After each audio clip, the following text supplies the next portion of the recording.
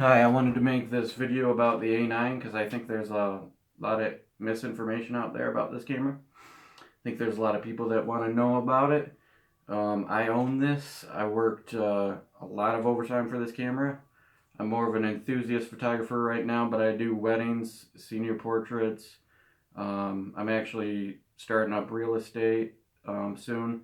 So I'm going to be doing a review of this, and it's going to be a while because I want to make sure I get used to this camera and use it in several situations before I give a final verdict about this. Um, Even with my Fujifilm X-T2, I'm still learning things about that camera. Some good things, some bad things. It's a great camera. I love that camera as well.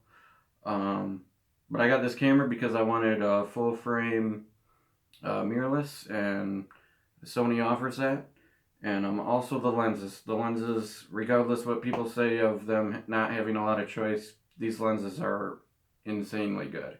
And I've shot with Fuji lenses, and Fuji lenses are fantastic. So I'm going to be doing a review of this. I'm going to be testing this a lot of situations that are real world, like churches, indoor events, things like that, outside, everything. So banding's going to get checked. I did shoot, I have shot quite a bit of electronic shutter. So far, I've had no banding issues whatsoever. The thing that stood out with this camera right away was the eye autofocus when I turned that on. Unbelievable. I, it's incredible. It's something you have to see to believe. Fujifilm has an eye autofocus, or not continuous eye autofocus, but they have an eye autofocus system, and it's not even close to this. And I love the Fujis. But the continuous IAF on this is just mind-blowingly good, especially at f1.4 with this 85mm lens. So to me, that's a huge advantage. You can't get that with pretty much any other camera out there. So I've shot DSLRs before. I've shot just about everything. Micro Four Thirds, Sony, Fujifilm, Canon, Nikon. I've shot a little bit. But we'll see what this camera's all about, because I know a lot of people are interested about it, and I think that people are going to want to know the truth about this camera. And I'm not going to hold anything back.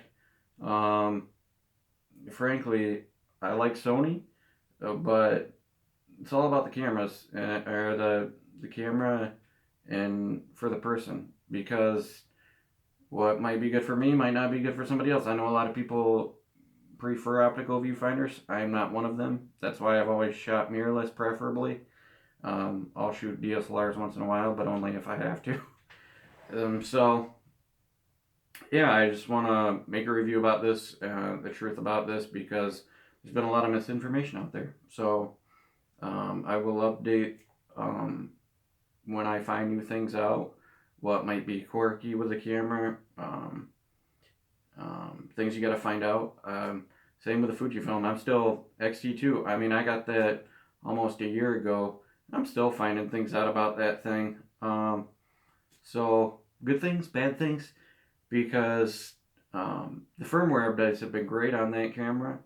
However, I've had some weird hiccups with it before that I didn't have with my XT1. So I don't know if it's just variances in the cameras, or sometimes the ones people get are different, or what. But anyway, I'm going to be testing this out a lot.